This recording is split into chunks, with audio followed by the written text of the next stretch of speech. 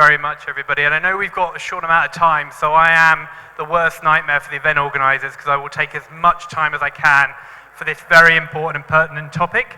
But welcome to our panel looking at women in tech.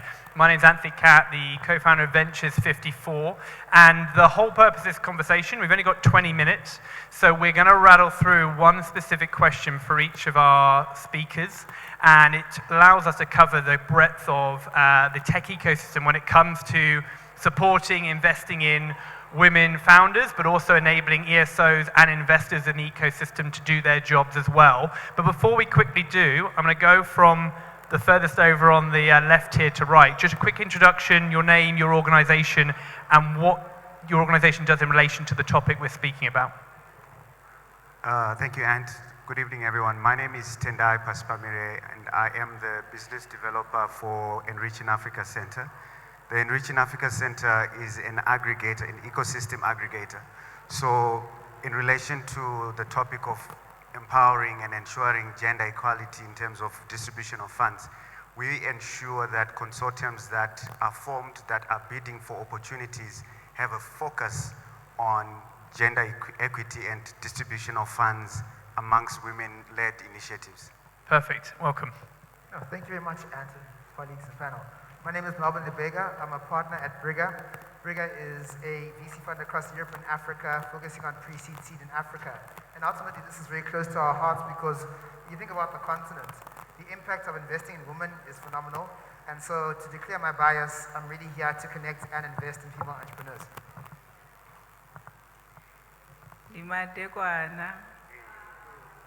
This is me checking if you can speak the language of the President of South Africa.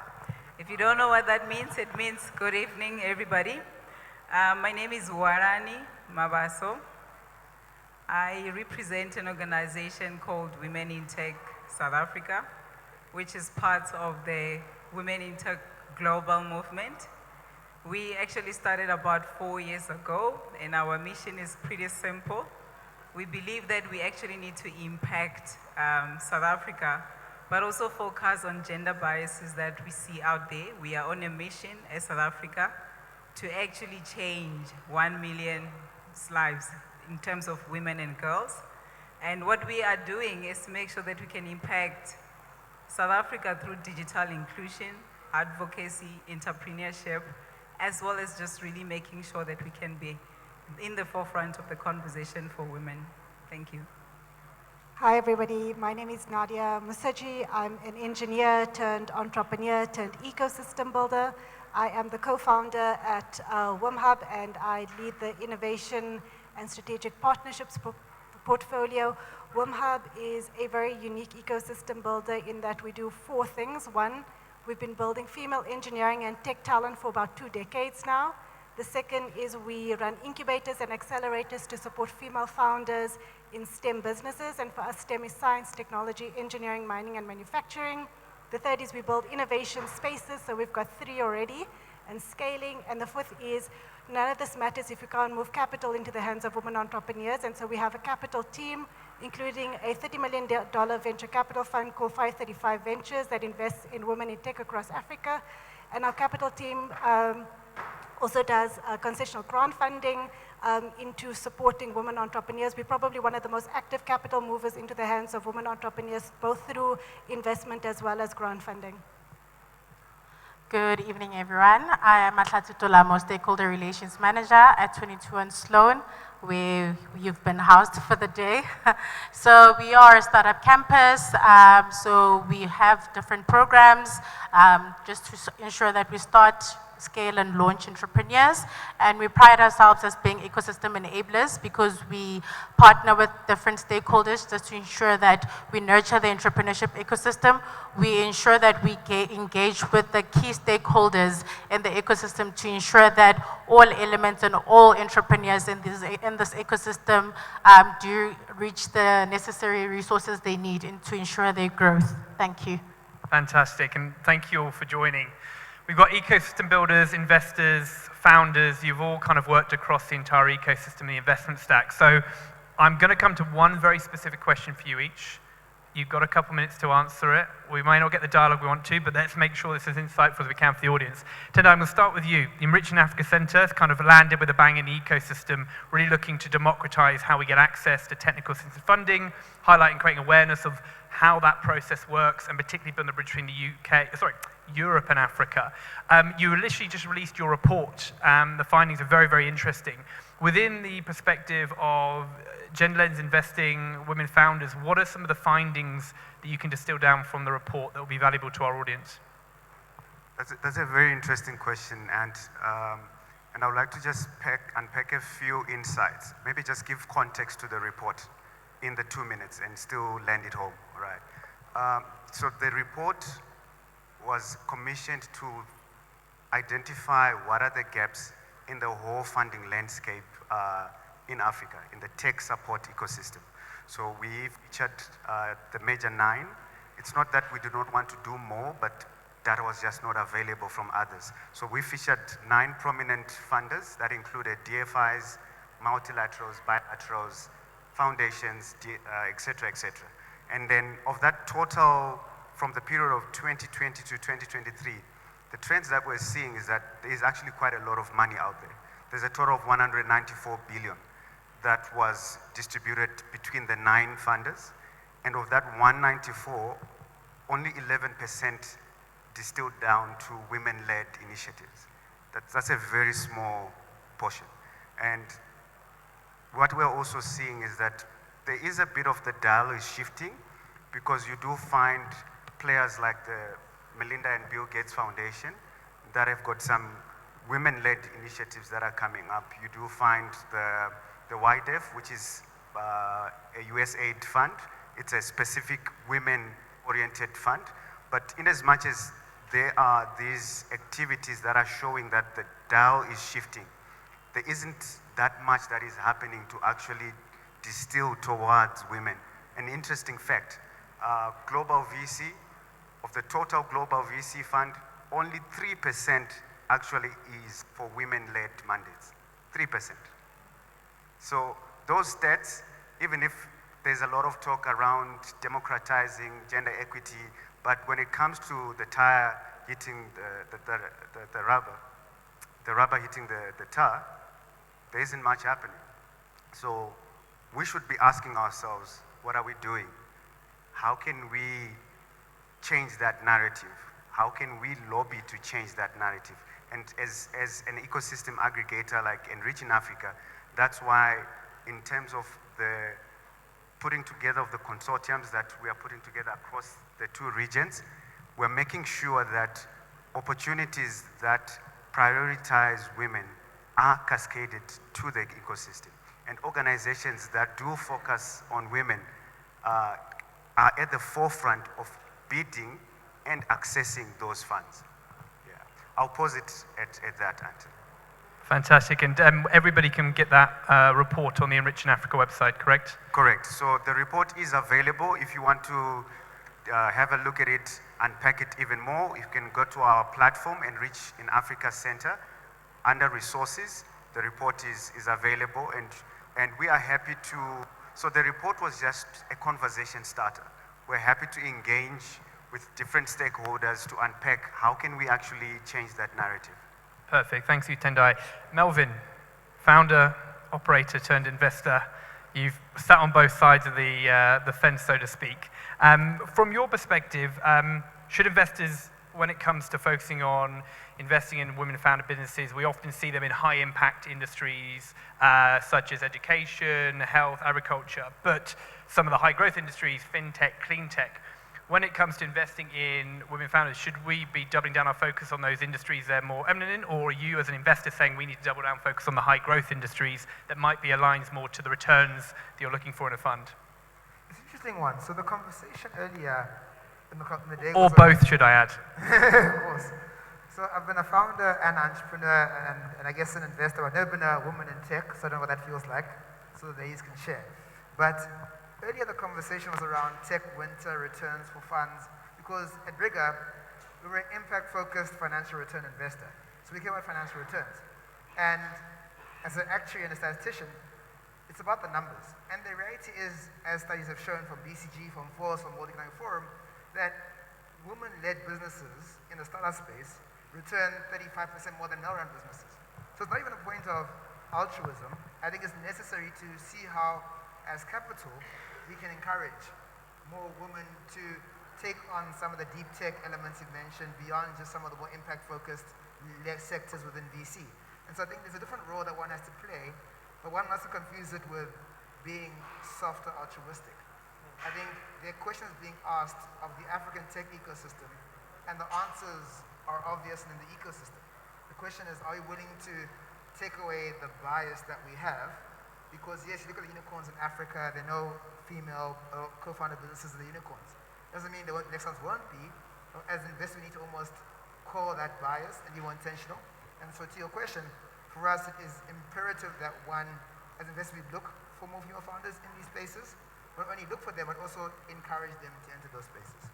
Well, actually, that kind of moves nicely almost to Nadia. I was going to go one by one in order, but you're talking about there then women founders being represented across all these industries and the deep tech and other areas. Nadia, WomHub, I mean, you're end-to-end across the ecosystem, training, education, incubation, co-working, investments. You've always got 535, which is your partner vehicle for investing, but you're all focused around STEM.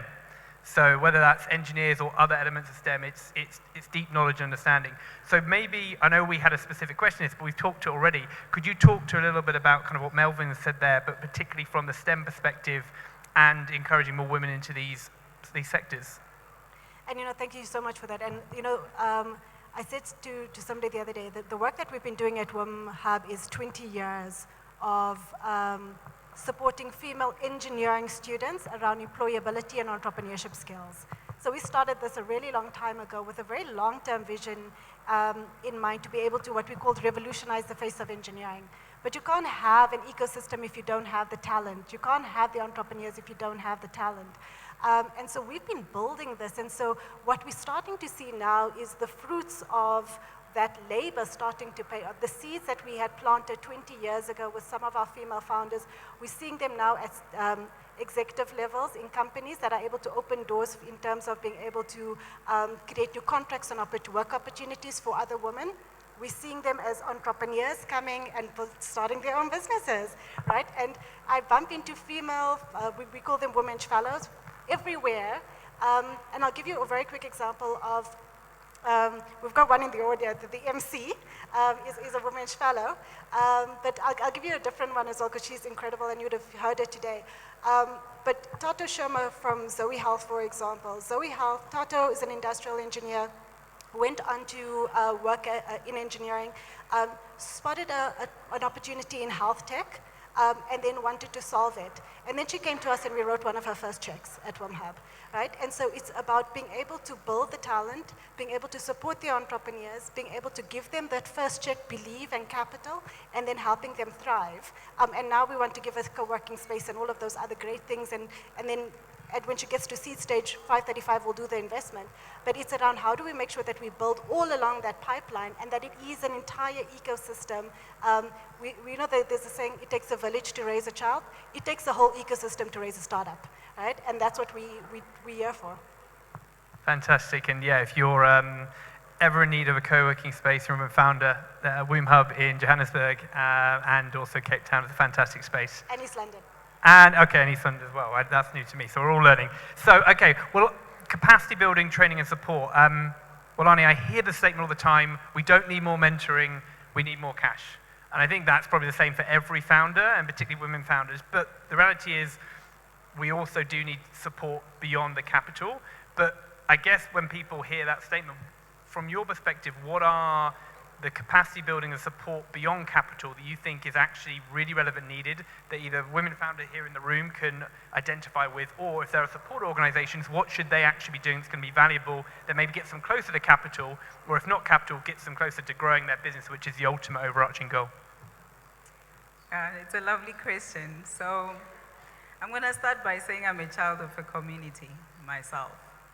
And I say this as a very simple, maybe way of putting it. I don't think I would be sitting here in front of everybody if the community where I grew up did not raise me. So that being raised in the community speaks of the power of mentorship. Whether you're a young child being raised in a village, you see the possibility and the opportunities. But maybe just bringing it back to why it matters for women to find mentorship besides just the money, and bringing the conversation to what we do at Women in Tech. There is an African proverb that actually says that you give me fish, you feed me for a day, but you teach me how to fish, then I survive for a lifetime. And I think the conversation that we need to have around women is to get them to understand that when you get mentorship beyond money, you are taught ways to survive, and then you're actually going to thrive and go and build a better and a much more profitable business. Research has actually indicated, and I think you touched on it to say only 3% of women, that we don't go out there as bold as we should as women. We're very apologetic in our strategy when we're looking even for funding. So when you've got people who can hold your hand and say, come, walk with me, let me show you how it's done, that conversation that is so small becomes very bold and very powerful. So in my view, mentorship is critical for any female entrepreneur. The other thing that also is it's a biased thing. As women, we were taught you need to stay there at the little corner, don't brag about your achievement, don't talk about what you're good at. So there's a psychological thing that we still need to work on, where women can actually stand and say, by the way, I'm capable of 1, 2, 3, 4, and don't look at me as somebody who's not going to be able to achieve this great result. I will be able to do that. The last thing, we know women are actually good at running very good and profitable business. It has been proven with research, and therefore we need diversity, we need a lot of them. And I think from a Women in Tech, as a last thing, is that, and she touched on Tato as an example. Tato was one of our award winners in South Africa to represent us in Dubai, which really speaks to the importance of ecosystem, but also it speaks to the opportunities that can actually be brought forward for women if there is a focus on mentorship. So for those who are here, join us as Women in Tech. We've got amazing global mentorship, not only from a South African perspective or African perspective, but the key idea there is to make sure that our female entrepreneurs can be supported, can be matched with funders, but also can be matched with people who have walked the journey, who understand how to navigate. Thank you. Thank you, Alani. I think there's a round of applause there. I want to get that going, yeah. So, Moklatsi, final question to you, then I'm going to come back to you all with the same question and give your individual answer, and we won't keep to time, I realize, but we will try our best to not go too much over time. So we've kind of seen we've talked about the ESO support here, we've talked about the research, we've talked about the investment side of things. When we look at kind of the fundraising landscape right now, there's the argument that we need more funding at the earlier stage to drive more pipeline and move away from kind of grant funding and more private capital coming in. But then there's also the argument that we need exits on the board and we need growth capital to enable some of these companies. So from your perspective and the work you guys are doing, with your hub and work across the ecosystem, and you've done a lot of big initiatives this year, where do you think investors need to play a role in engaging with CEOs? Do they need to go earlier and invest more, or do we need to double down the later stage, or is it something completely different from your perspective? All right, thank you for that question. And I think I'm just going to touch on some of the sentiments that have been shared amongst the panel. So firstly, there's a report by Brighter Bridges that indicated that, and this is an increase of numbers, that there's been a 17% increase of female co-founders. Then there's another report that indicated that there's been an increase of about 11% of female or gender-lensed funding led by females. And then thirdly, there's been an increase of funding female founders being funded, which is around 26%. Please correct me, but it's very low. But all those numbers indicate an increment. And then as an ESO, we are led by such reports and such initiatives that my colleagues here have shared, that with this data that we receive, how do we ensure that we capacitate our startups and SMEs to ensure, number one, in as much as, yes, we need to address the gender parity, but how do we empower women to be comfortable enough, similar to what WOMHUB is doing, to run businesses? And within their organizations, how do we ensure that the males in those organizations empower the females, you know, to be comfortable? And the one thing that women lack usually is imposter syndrome, you know, so that's number two. And then number three, we did launch a woman, a female-focused program last year, you know, and then one of the things that was highly mentioned was the issue of mentorship. You know, yes, they've gone through all this mentorship, but the issue of funding is still a thing. You know, they always look at how many male founders, or do you have a male co-founder? You know, all of these elements. If you have a child, that's also an indicative, you know. So in terms of the landscape then, highlighting all of these elements, it informs now the funding landscape. How many female founders in seed stage actually do get funded, you know? And also that then informs the scaling part, you know. So I think in that element, but overall looking at the landscape, seed funding has been getting, or seed early stage startups have been getting a lot of funding, but how many female-related businesses, looking at these numbers I just highlighted, do females get funded? And then looking at also the numbers of scalability. There is limited funding for SMEs that are looking to scale, you know. So now looking at that number that I just gave you, how many female-led founders do get funded, or how many female-led startups actually scale to different countries? So as 22 and Sloan, being the ecosystem enabler that we are, we do host dialogues, and we've hosted an investor cocktail. I do know that it's another talk show or whatever, but it's more of how do we ensure that ecosystem enablers as well as investors do speak to each other. It informs the different capacity building programs that we create, the content that we develop, that it aligns with the investor readiness as well as the requirements that is needed. And I think in that sense, we're still working in this journey, but we hope that all ecosystem stakeholders do understand the requirements and what's needed. Thank you. Fantastic, and I think you've kind of almost stitched together, semi-stitched together everyone's answers, which is a nice, saves me the conclusion and gives back a bit of time to the event. But I am going to steal a few more minutes. I'm going to ask the same question to all of you. I'm very keen, we've spotlighted your individual work as panelists today, but I'm very keen to hear from all of you.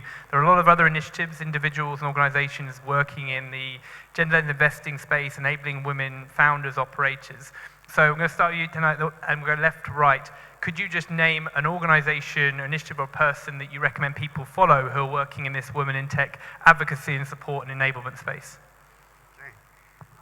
That's a difficult question, and to separate your organization from you as an individual, it's a tough ask. But it can be an organization, or it can be an individual within that organization that you know well. Right. As I steer to that, I just wanted to say, I like what Matlasi said, that if we, instead of working in silos, if we begin to speak as one voice, the women-led or women-centered initiative, just saying Enriching Africa is that platform for all of us to become that one voice, so we can be able to speak about it, you know, offline.